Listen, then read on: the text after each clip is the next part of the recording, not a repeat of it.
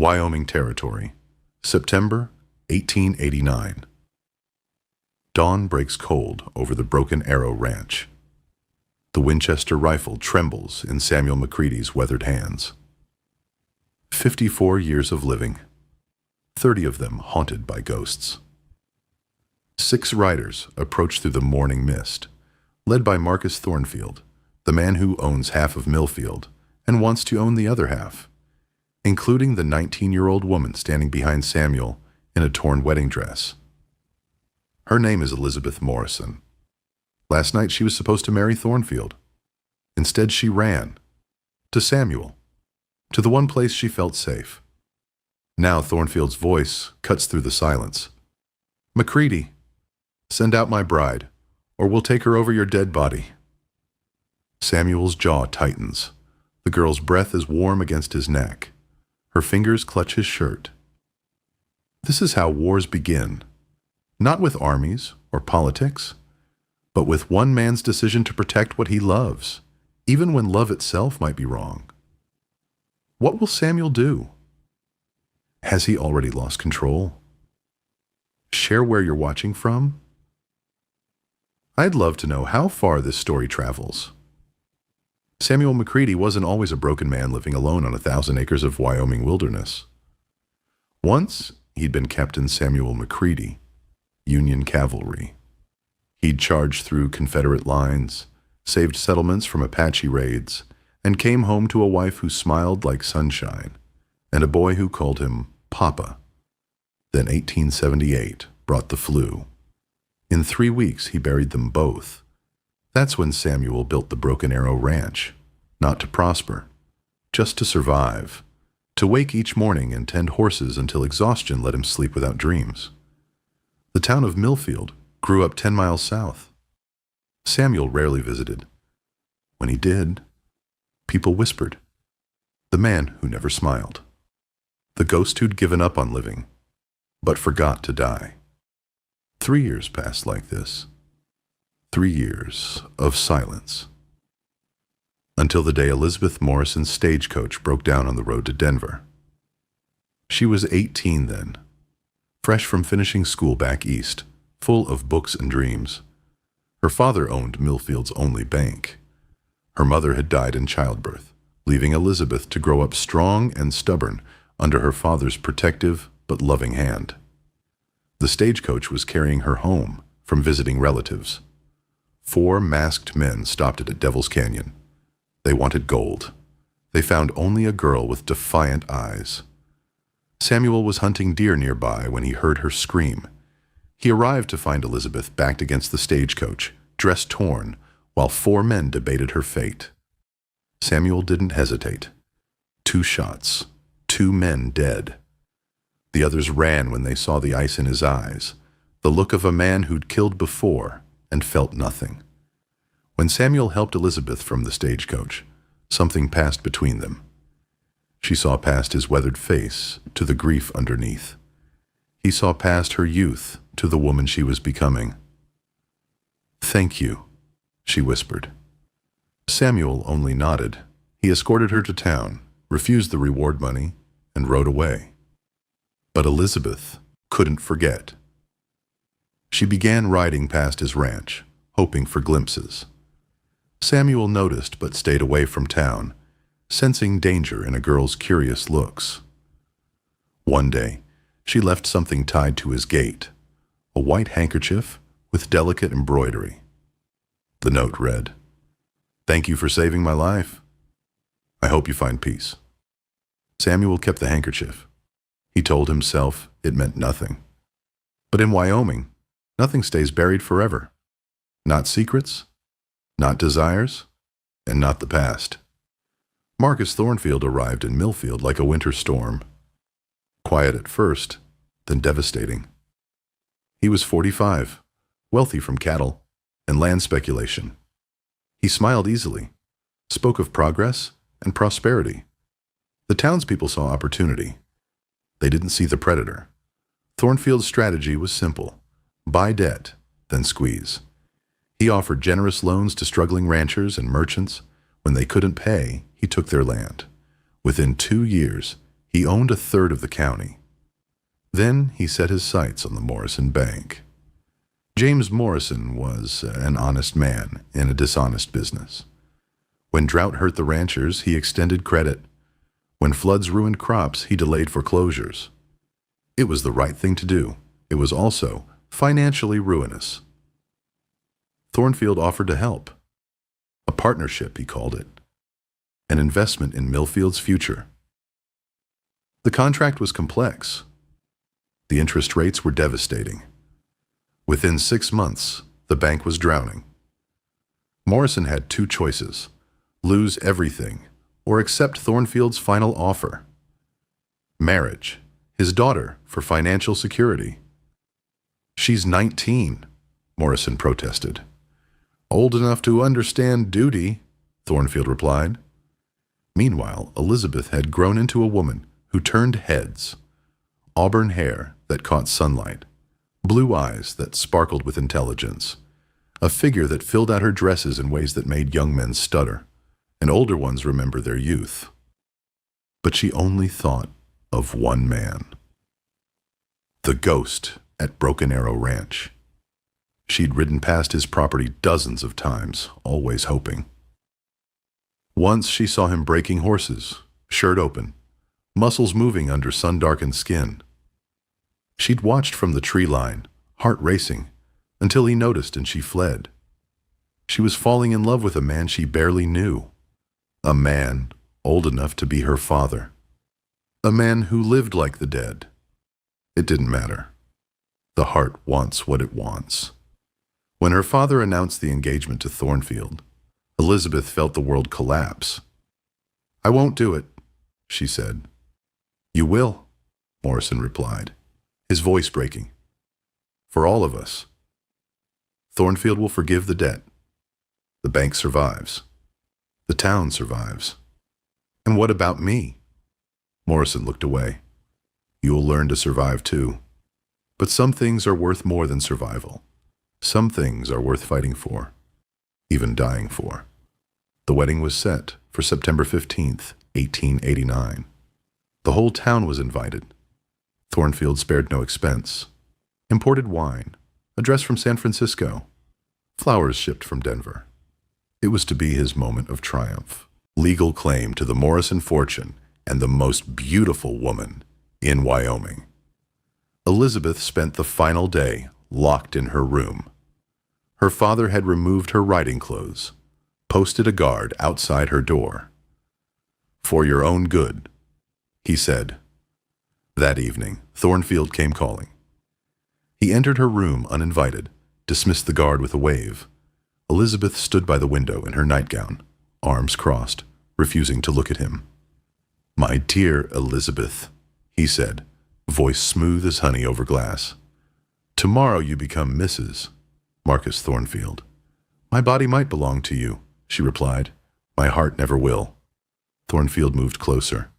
His eyes traveled over her figure, the curve of her waist, the swell of her breasts beneath thin cotton, the defiant tilt of her chin.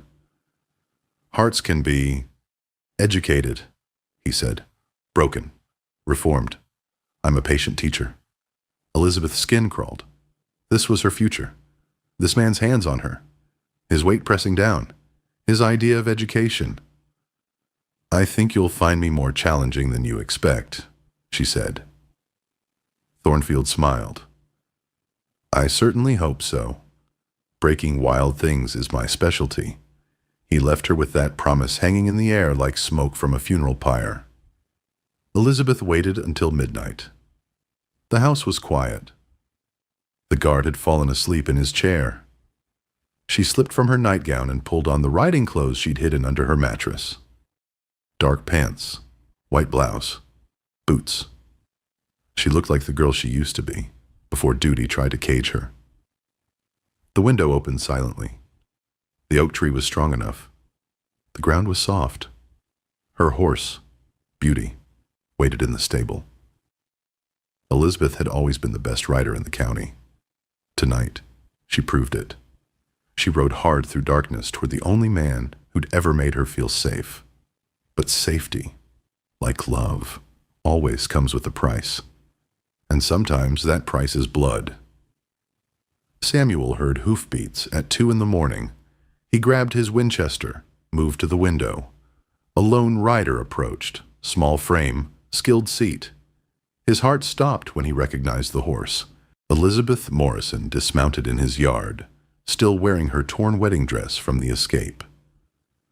Moonlight caught her hair, her flushed cheeks, the desperate determination in her eyes. Elizabeth. He opened the door, but didn't lower the rifle. "What are you doing here?" "I couldn't marry him." Her voice broke. "I can't. I won't." Samuel set down the weapon, stepped outside. She was shivering despite the warm night. Fear, adrenaline, something deeper. "Your father will be worried sick." "My father sold me." Fire flashed in her eyes. "Like a broodmare, to save his precious bank.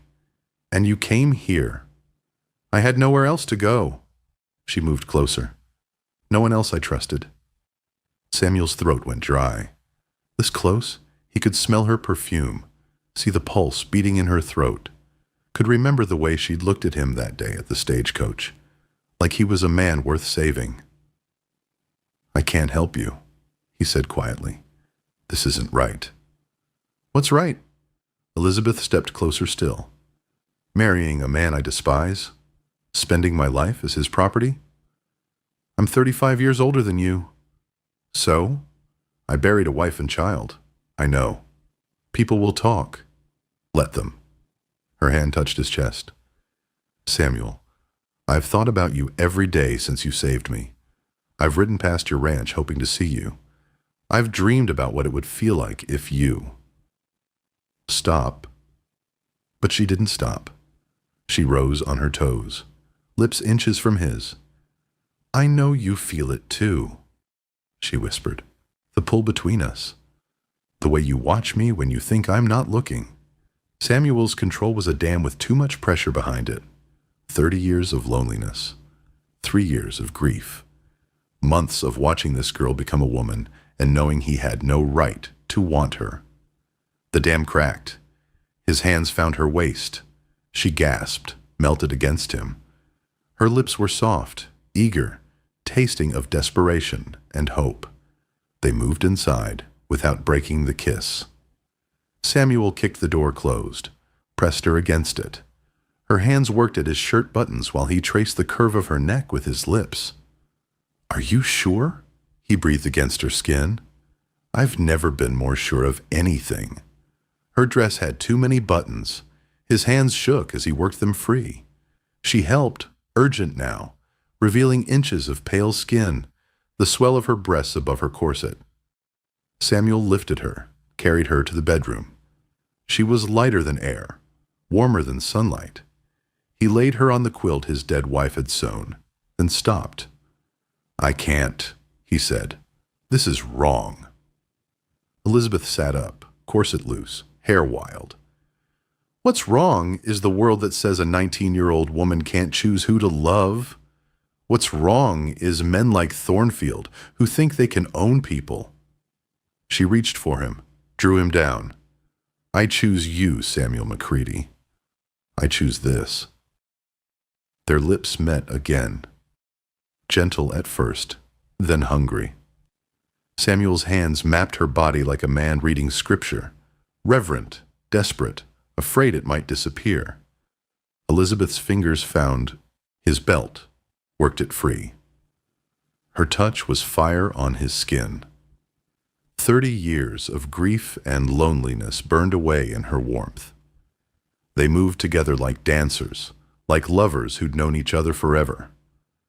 Samuel traced every curve, kissed every inch of exposed skin. Elizabeth arched beneath him, breath coming in soft gasps that drove him mad. His shirt fell away. Her corset followed. Skin against skin. Heartbeat against heartbeat. "Please," she whispered, "don't make me wait any more." Samuel's control shattered. His hands found the ties of her undergarments. She helped him, frantic now, needing to feel complete, to belong to someone who chose her back. They were seconds from crossing the final line when Samuel froze. Hoofbeats, multiple horses riding hard. Elizabeth felt him tense. "What is it?" Samuel was already moving, reaching for his gun belt. "They found you!" Through the window came Thornfield's voice, amplified by fury. "McCready!" "I know she's in there. Send out my bride." Elizabeth pulled the sheet to her chest, eyes wide with terror. They'd been so close to something beautiful. Samuel was dressing quickly, efficiently, the soldier in him taking control. "Stay here," he ordered. "Whatever happens, don't come outside." "Samuel," he kissed her forehead, gentle despite the circumstances. "If I don't make it through this, take my horse and ride to Colorado. Never come back. I'm not leaving you. You have to." His eyes were already distant, calculating odds. "This is what happens when you care about someone like me. People get hurt, but some things are worth the hurt. Some things are worth the risk. And some fights, once started, can only end one way." Dawn was breaking over the Broken Arrow Ranch when Marcus Thornfield and his 6 men surrounded the house. Samuel stood on his porch, Winchester in hand. He'd lived through worse odds during the war, but never with so much to lose. "Thornfield," he called, "you're trespassing. I'm collecting stolen property." Thornfield sat his horse like a king surveying his domain. "My bride seems to have lost her way. The lady made a choice. The lady is 19 and confused." Thornfield's smile was cold. "I'm sure you took advantage of that confusion." Samuel's grip tightened on his rifle. "Choose your words carefully." "Or what? You'll add murder to your list of crimes?" The other riders spread out, hands near their weapons. Samuel recognized the type. Hired guns who killed for money and slept soundly afterward. "I'm giving you one chance," Thornfield continued. "Send her out, and I'll forget this happened. Keep her, and I'll make sure everyone in Wyoming knows what kind of man Samuel McCready really is." "And what kind is that?" "The kind who steals innocent girls. The kind who uses grief and isolation to justify corruption." Samuel stepped off the porch. 6 against 1. In his cavalry days, he'd have called for reinforcements. Today, he was the reinforcements. "She's not innocent," he said quietly. "And she's not yours." Thornfield's composure cracked. "I paid good money for that girl. Her father owes me everything. Then collect from her father." "I will, after I collect from you." The nearest gunman reached for his weapon. Samuel's Winchester spoke first. The man toppled from his saddle, surprise frozen on his face. Chaos erupted. Samuel dove behind a water trough as bullets splintered the wood around him. He'd counted 6 shooters plus Thornfield. 5 left. A man tried to flank him from the left. Samuel's second shot dropped him in the dirt. 4 left. But they were spreading out now, using the ranch buildings for cover. Samuel was pinned, outgunned, running low on options. Through the gunfire, he heard Elizabeth scream. A bullet had found the bedroom window, spraying glass across the floor. She was hurt. Something primal awakened in Samuel McCready. The same fury that had carried him through Antietam and Gettysburg. The rage of a man with nothing left to lose. He broke cover, charging toward the barn where 2 gunmen had taken position. His rifle barked twice. Both men fell. 2 left, plus Thornfield. Samuel rolled behind a hay bale, reloading quickly. Professional habits from a professional war. The remaining hired guns were good, but they weren't soldiers. They'd never learned to kill with cold efficiency. One made the mistake of showing himself. Samuel's shot took him center mass. The last gunman panicked, ran for his horse. Samuel let him go. Some men weren't worth the bullet. That left Thornfield. The cattle baron had dismounted, was using his horse for cover. He held a nickel-plated Colt, .45, the kind of weapon that looked impressive but fought poorly. "It's over, Thornfield," Samuel called. "It's over when I say it's over." Thornfield broke cover, firing wildly.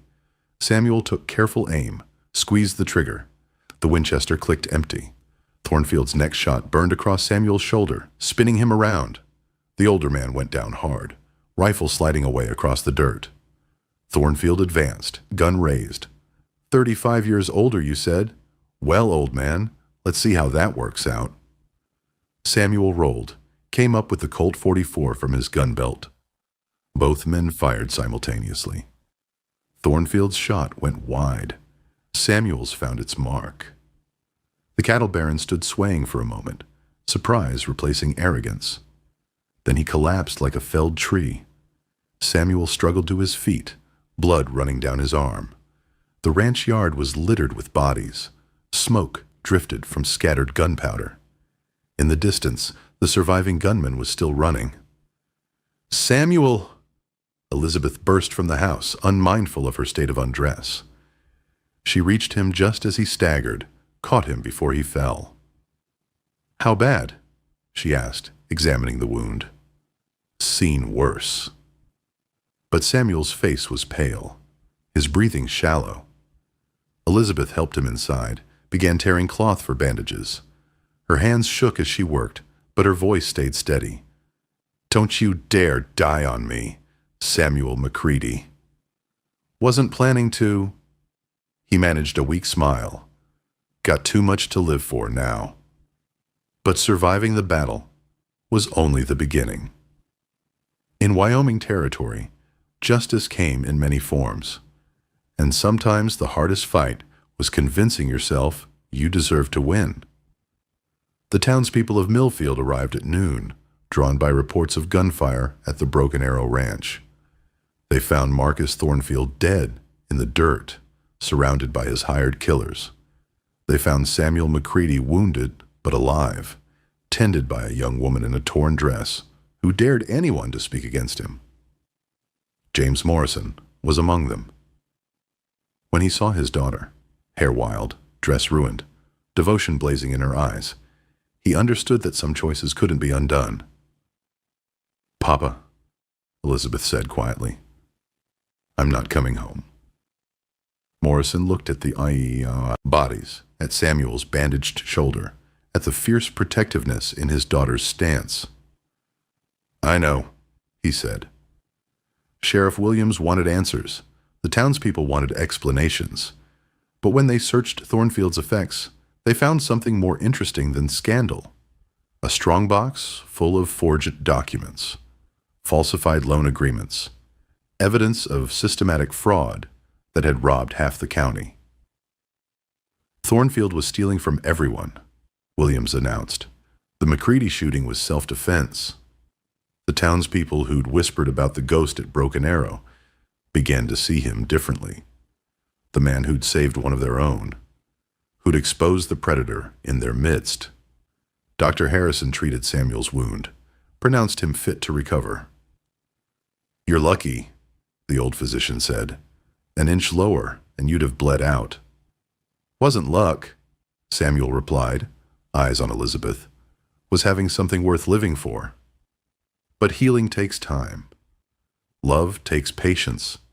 And sometimes the deepest wounds are the ones that never show. 6 months later, snow lay heavy on the Wyoming plains. The Broken Arrow Ranch buzzed with activity. Horses to train, cattle to tend, a life to build together.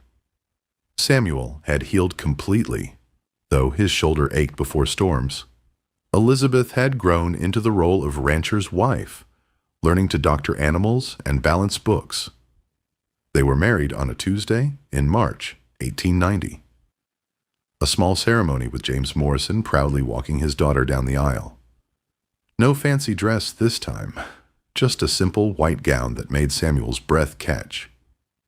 "Do you, Elizabeth Morrison, take this man?" "I do," she said before the minister finished. "Do you, Samuel McCready?" "I do." His voice was steady as stone. Their wedding night was everything the interrupted evening had promised. Gentle and fierce, patient and desperate, sacred and thoroughly carnal. Elizabeth had waited, and the waiting made every touch electric. They made love by firelight, with snow falling outside and the future stretching ahead like an uncharted territory. Samuel traced her body like a map to paradise, whispering her name like a prayer. Afterward, they lay entwined, hearts gradually slowing. "Do you ever regret it?" Elizabeth asked. "Taking me in. Fighting for us." Samuel considered. He thought of his first wife, buried in Millfield Cemetery, his son, who would have been 12 now, the quiet years of grief and isolation. Then he looked at the woman in his arms, still young, still beautiful, still fierce with love for a broken old soldier. "Never," he said. Outside, the wind howled across the plains. Inside, two people who had found each other against impossible odds began planning a life that would prove love knows no season, no age, no proper time. The West was built by people who refused to accept what others called impossible. Samuel McCready and Elizabeth Morrison were such people. Their love story became legend in Millfield, proof that sometimes the heart knows, better than the head, what it needs to survive. Thank you for riding along on this journey through the heart of the American West, where love and courage often walked hand in hand. If this story moved you, I'd love to hear where you're listening from. Drop a comment and let me know how far these old Wyoming winds have blown. Until next time, remember, the best stories are the ones that remind us what it means to fight for love.